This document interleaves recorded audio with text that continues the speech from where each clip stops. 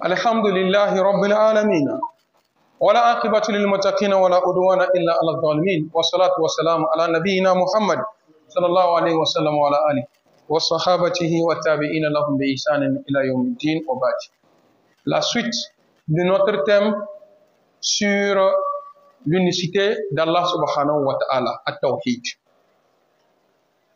Le vendredi passé, nous avons cité les différentes formes d'association à Allah subhanahu wa ta'ala.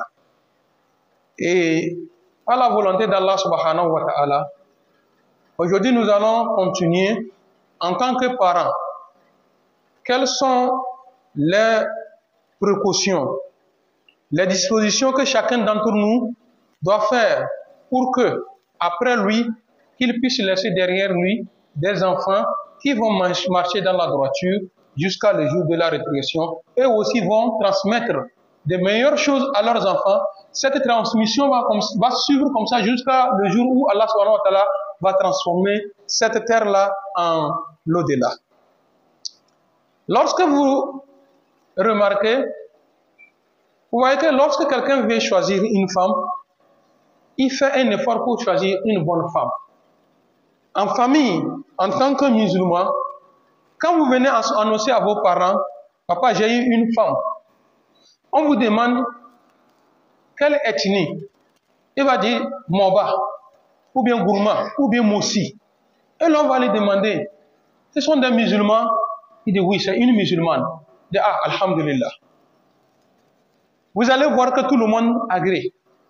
Quand la fille vient annoncer à ses parents, il y a quelqu'un qui me fait des avances. On demande c'est qui? On dit telle personne. C'est un musulman? Oui. Les parents disent donc, il n'a qu'à venir. Et le prophète Mohammed, sallallahu alayhi wa sallam, dans son hadith, nous dit que si vous voulez faire le choix des femmes, regardez 4 critères. Sa beauté, sa richesse, sa progéniture. Elle vient d'une famille honorable. Vous pouvez la marier parce qu'elle est honorée. Et le diniha est pour sa religion. Et le prophète sallallahu alayhi wa sallam ne nous a pas laissé dans l'embarras. Il nous a aidé à faire le choix. Il dit que choisis celle qui a la religion. Si tu vois ces 4 critères, choisis celle qui a plus la religion.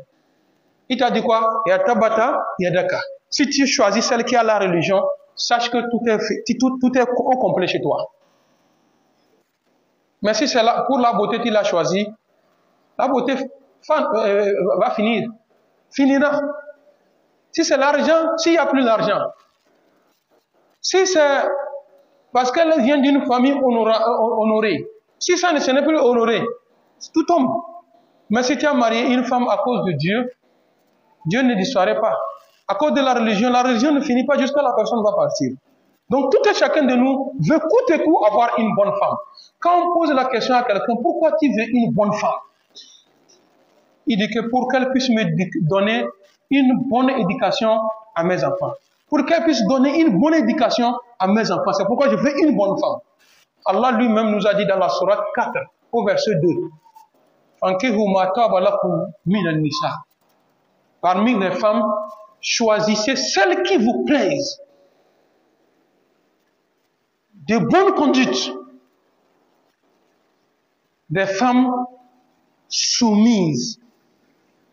Quand vous rentrez dans cette tradition, on a donné toutes les qualités qu'il veut suivre pour prendre une femme.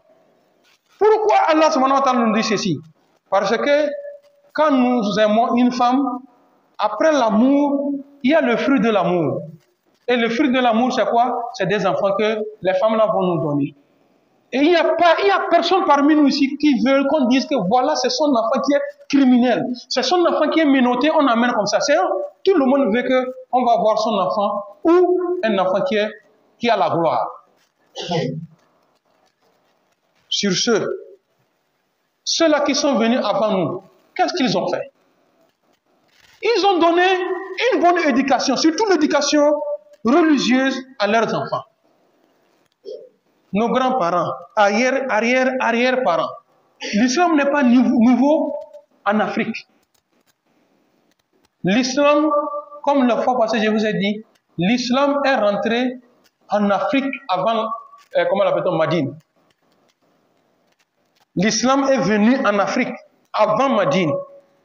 Madine que vous connaissez. Après des années que Madine a reçu l'islam. Et c'est des gens qui ont fait une délégation venir voir le prophète Mohammed sallallahu alayhi wa sallam. Négocier pour qu'il aille là-bas.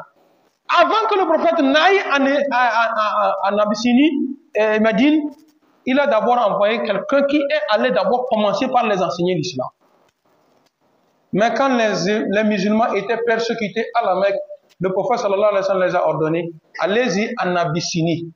C'était les premiers mouvements de l'islam. Fraîchement, l'islam a commencé à la Mecque, c'est arrivé en même temps en Afrique. Et nos grands-parents, ce n'est pas les Arabes qui ont transporté l'islam, amené, donné à nos grands-parents, par des fouets ou bien par des obligations. C'est de leur propre choix qu'ils ont choisi cette religion-là. Et la fois passée, je vous ai dit l'histoire du Togo. Quand vous prenez l'histoire du Togo, quand on parle des colons qui sont arrivés en Afrique, dans cette histoire, c'est l'histoire du Togo, retournez, vous allez voir. On dit que quand ils sont arrivés au nord, tout a été facile pour eux. Parce qu'ils ont trouvé des gens en train de lire et écrire.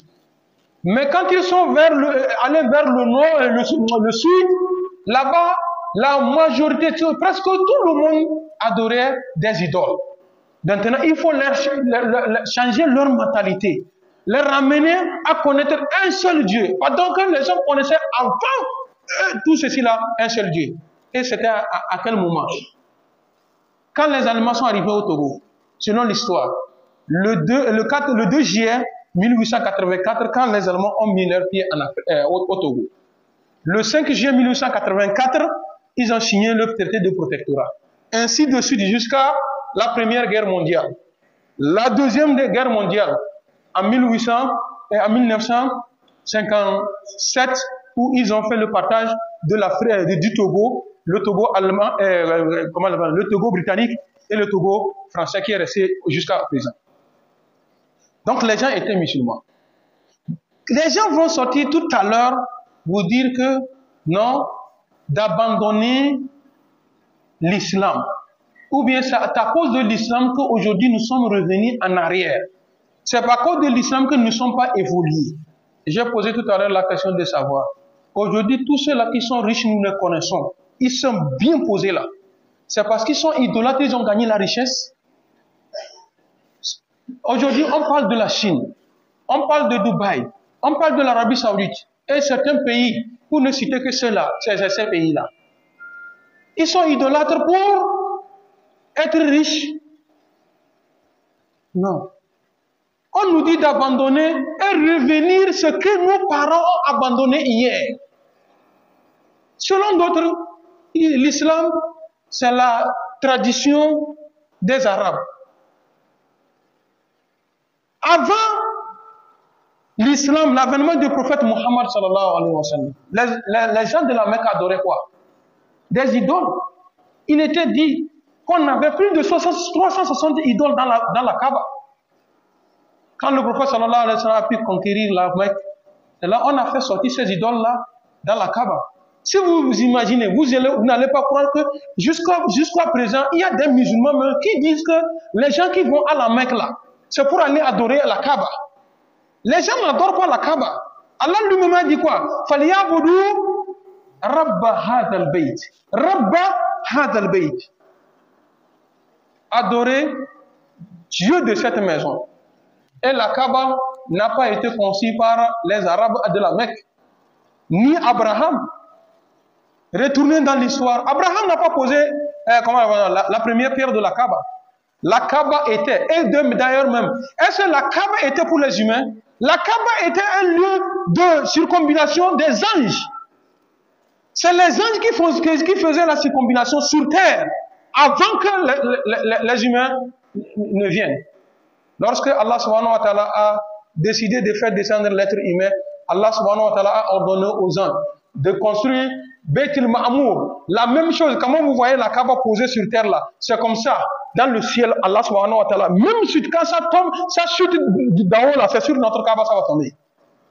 Chaque jour que Dieu fait, plus de 70 000 anges viennent faire la circonambulation autour de la Kaaba. Une fois partis, ils ne reviennent pas jusqu'à le jour de Kiyama. C'est d'autres. Chaque jour que Dieu fait, c'est des gens qui viennent. Là-bas au niveau de Beit al-Ma'mour. Et Allah subhanahu wa ta'ala nous a laissé la Kaaba. Vous faites la circonambulation autour de la Kaaba. C'est le rite de la religion.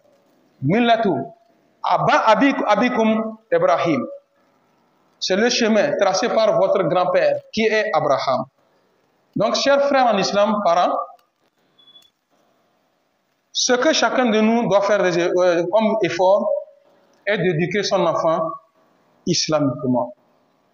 Lui faire connaître le Dieu, Allah unique, celui qu'on adore. Sans quoi, après toi, l'enfant va emprunter un autre chemin.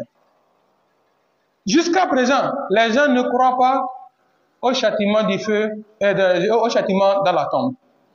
Il y a d'autres même, parmi nous les musulmans, qui disent que quand l'homme meurt, on l'enterre, il devient ossement, et c'est fini, c'est fini. Loin de cela, frères en islam. Écoutez, Allah subhanahu wa ta'ala nous dit dans la sourate 2, au verset 133, Am kuntum shuhada iz hadar li Yaqub Am kuntum shuhada iz hadar li Yaqub al-maut iz qala li banihi. Vous étiez témoins lorsque Jacob, à la mort, il a commencé par sentir les effets de la mort lorsqu'il disait à ses enfants, Ya bani, li banihi, mes enfants, ma ta'buduna min badi, qu'allez-vous adorer après moi? Qalu, ils ont répondu, Na'budu ilahaka, nous allons adorer ton Dieu, wa ilaha aba'aka, et le Dieu de toi, ton père, Jacob, Ibrahim, Abraham, Ismaïl et Isaac. Quel Dieu Abraham, Ismaël et Isaac adoraient? Et il a terminé, Ilaha wahida, Dieu unique. Wa nahnu lahu muslimuna. Wa nahnu lahu muslimuna. Et nous nous en sommes soumis totalement à ce Dieu-là. Fidèles musulmans, Allah subhanahu wa ta'ala nous dit dans la sourate Luqman. Luqman, d'autres croient qu'il est prophète. Non, c'est un noir, une bonne personne qui a bien œuvré dans le sentier d'Allah subhanahu wa ta'ala. Ça a plu Allah, Allah l'a dédié une sourate dans le Saint-Coran, on appelle sourate Luqman.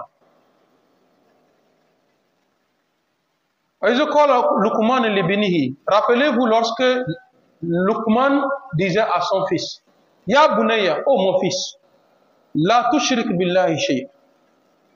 N'associe à Allah subhanahu wa ta'ala quoi que ce soit. Pourquoi? Inna shirka la zulmun adhim. Tu vois l'association à Allah, c'est un énorme péché que Allah subhanahu wa ta'ala ne pardonne pas si l'homme venait à mourir dans ce gars. Dans la sourate 52, verset 21, Allah subhanahu wa ta'ala dit que quant à ceux-là qui ont cru, et qui ont fait des efforts, leurs enfants ont emprunté leur pas, ils les ont suivis dans la droiture. Alhaqnahum zurriyatahum. Allah subhanahu wa ta'ala dit, je ferai de telle sorte que quand papa serait dans son paradis le plus haut,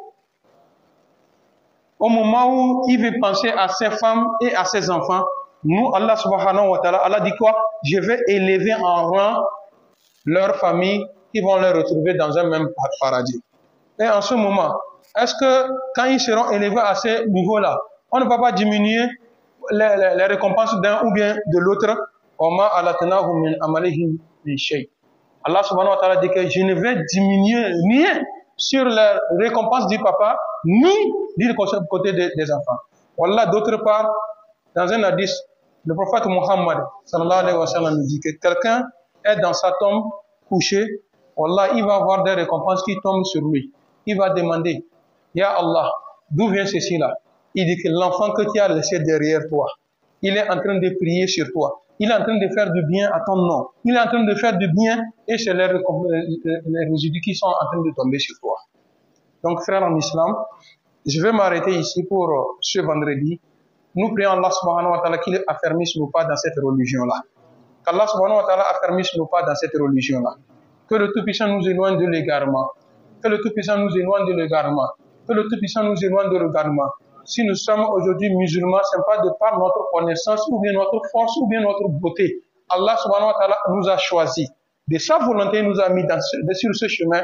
Nous prions Allah subhanahu wa ta'ala qu'il affermisse nos pas dans cette religion-là. Que le Tout-Puissant fasse que nos descendants vont suivre le droit chemin comme ça jusqu'au jour de la résurrection.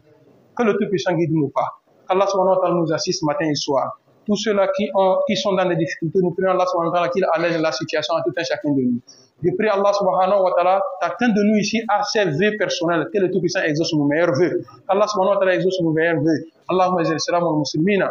وأزل الشرك والمشركين ودمر أعداءك وأعداءنا أعداء الدين اللهم فقهنا في الدين وعلمنا تأويل وصلى اللهم على سيدنا محمد صلى الله عليه وسلم وعلى آله وصحبه الأخيار وسلم تسليما كثيرا سبحان ربك رب العزة عما يصفون وسلام على المرسلين والحمد لله رب العالمين